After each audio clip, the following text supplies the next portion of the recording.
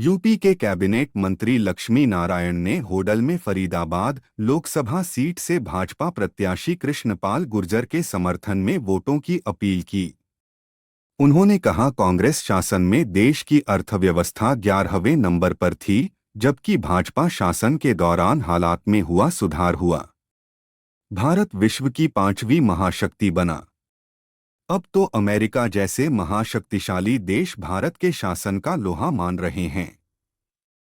यदि देश का विकास होना है तो वह प्रधानमंत्री नरेंद्र मोदी के हाथों होगा।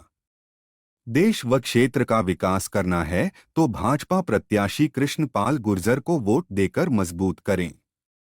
गांव छाता में लक्ष्मी नारायण का जोरदार स्वागत किया गया।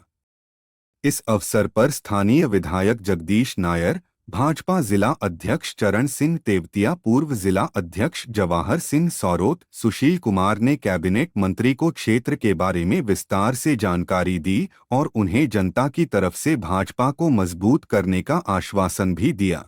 आदरणीय श्री कृष्णपाल जी को प्रत्याशी बनाया है फरीदाबाद लोकसभा से। आदरणीय मोदी जी ने 7 करोड़ हिंदुस्तान के उन गरीबों को जिनके सिर पर छत नहीं थी, उनको आवाज देने का काम किया है। जिन्होंने कभी स्वप्न में नहीं सोचा था, जो हमेशा अंधेरे में खाना खाते थे और अंधेरे में ही सोया करते थे, आज हिंदुस्तान की हर झोपड़ी में वहाँ बंद जी एसएससी बोर्ड में जो करोड़ों रुपए पकड़े गए वो किसके थे? फिर देखिए, ये जो पकड़े गए वो हमारी सरकार की जमाने में तो पकड़े गए, इसलिए तो जेल गए। लेकिन पहले तो जो एसएससी बोर्ड में भी लिए जाते थे वो नेताओं के घरों में जाया करते थे। तो हमारे यहाँ तो जितने भ्रष्टाचारी हैं वो सब जेल के शीशों में दिखाई दे रहे हैं, और जो बाई चांस कुछ दिन के लिए आ भी गए वो उनकी फिर जाने की तैयारी है। 40 किलोमीटर 30 किलोमीटर की ट्रेन चला करती थी, आज उस हिंदुस्तान में 200 किलोमीटर की रफ्तार से ट्रेन चल रही। मंत्री जी, आम आदमी के लिए जो ईएमयू थे वो बंद हुए। मेट्रो रेल है वो 1 इंच भी नहीं बढ़ पाई हरियाणा में, क्या कारण था? 11-10 साल से सरकार है जो। जहाँ मेट्रो रेल नहीं बढ़ पाई है तो दिल्ली से लेके बल्लभगढ़ तक कहाँ कैसे आ गई मेट्रो रेल? ये मोदी के जमाने में तो ये तो कांग्रेस की देन नहीं है जी, मोदी के जमाने की नहीं है। मंत्री जी ये कांग्रेस की देन है, साहब की देन है। ये हुड्डा साहब के जमाने में स्टार्ट हुई थी ये। देखिए, अब आप जबरदस्ती यदि हाँ करा में मंत्री जी कृष्णपाल गुर्जर जी को पलवल जिले में ये जो मेट्रो ट्रेन चलती है, इन मेट्रो ट्रेनों पे जो भी हमारा खर्चा आता है वो हमेशा 60% केंद्र सरकार दिया करती है और 40% राज्य सरकार दिया करती है। इसलिए बिना केंद्र सरकार के मेट्रो ट्रेन कहीं चल ही नहीं सकती। मंत्री जी, पलवल में कृष्णपाल गुर्जर जी का जगह जगह विरोध किया जा रहा है। कुछ दिन पहले गांव मरना में काले झंडे दिखाए गए थे, तो क्या इस बार कृष्णपाल जी की राह आपको मुश्किल नहीं लग रही? देखिए, कृष्णपाल सिंह देहात का आदमी है, किसान का बेटा है। वो ऐसी माँ के पेट से पैदा हुआ है जिसका साया भी कम से कम 5 मीटर का रहा होगा। इन काले झंडों से क्या होता है? शासन में जहाँ पहले पूरे देश में एक एम्स था, एक अस्पताल था एम्स का, और केवल हिंदुस्तान में वहाँ आज 14 एम्स पूरे देश में बने। जितने मेडिकल कॉलेज थे हिंदुस्तान में, उससे 3 गुने ज़्यादा मेडिकल कॉलेज आदरणीय मोदी जी के शासन में बनके तैयार हैं। कानून व्यवस्था का यदि मैं जिक्र करूं तो मैं इतना कह सकता हूं, जहां रात को भी हमारे देश का व्यक्ति ये सोचता था कि आतंकवादी का हमला मेरे गांव में ना हो जाए, मेरे शहर में ना हो जाए, मेरे प्रदेश में ना हो जाए, और आतंकवादियों को घर में यदि घुस के मारने का काम किया है तो आदरणीय मोदी जी के नेतृत्व में भारत की सेना को हटाया।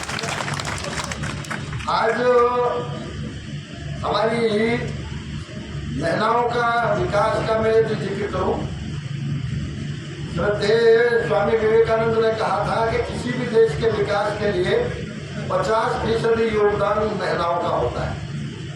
आज तक मोदी जी के ऊपर कोई ही आरोप किसी प्रकार का लगा सकता है, लेकिन भ्रष्टाचार का मंत्री जी, साल में आदरणीय मोदी जी की आज आपके प्रत्याशी को करप्शन पाल की संज्ञा दी गई है, तो क्या कहेंगे इस बारे में? देखिए, अब कोई संज्ञा अपने मन से कुछ भी दे दे, लेकिन कोई एक व्यक्ति आज तक ऐसा नहीं है कि जो कृष्णपाल जी के बारे में या किसी के बारे में या हमारी पूरी सरकार के बारे में ये कह सके एक भी दाग, एक भी शिकायत किसी विपक्षी पार्टी ने पूरी सरकार के खिलाफ 10 साल में आज तक नहीं। मंत्री जी, कोई चार्ज नहीं लगा। धर्मेंद्र तिवारी बीजेपी का कर्मठ कार्य करता था, उसने इसको दलाल तक बताया है और कांग्रेस में शामिल हुआ है, इसके बारे में क्या कहेंगे? देखिए, ऐसा है, जब कोई भी व्यक्ति किसी पार्टी को छोड़ के जाता है तो इस हद तक बुराई पे उतर जाता है कि जो कभी बात असंभव होती है उन्हें नहीं कह दिया करता है। मंत्री जी, यहाँ पे जो यहाँ के नौजवानों का मेन मुद्दा है,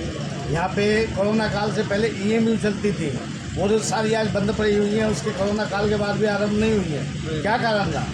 देखिए, ये हो सकता है, मुझे इसके बारे में तो इतनी जानकारी नहीं है, लेकिन ये हो सकता है कि जो बंद हो गई हो वो न चल पाई हो, लेकिन ये भी आप अच्छी तरह से जानते हो मुफ्त कनेक्शन आदरणीय मोदी जी के शासन में पूरे देश में लगभग 7-8 करोड़ दिए गए, बिना किसी जातीय भेदभाव के, बिना किसी धर्म भेदभाव के, बिना किसी क्षेत्रीय भेदभाव।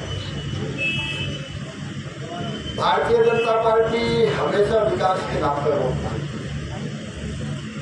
पूरे देश में इंफ्रास्ट्रक्चर का जो विकास हुआ है, आज जहां हम 11वें नंबर पर थे अर्थव्यवस्था में पूरी दुनिया में, इंफ्रास्ट्रक्चर के विकास की वजह से आज हम वहाँ दुनिया की 5 महाशक्तियों में अर्थव्यवस्था में शामिल हैं।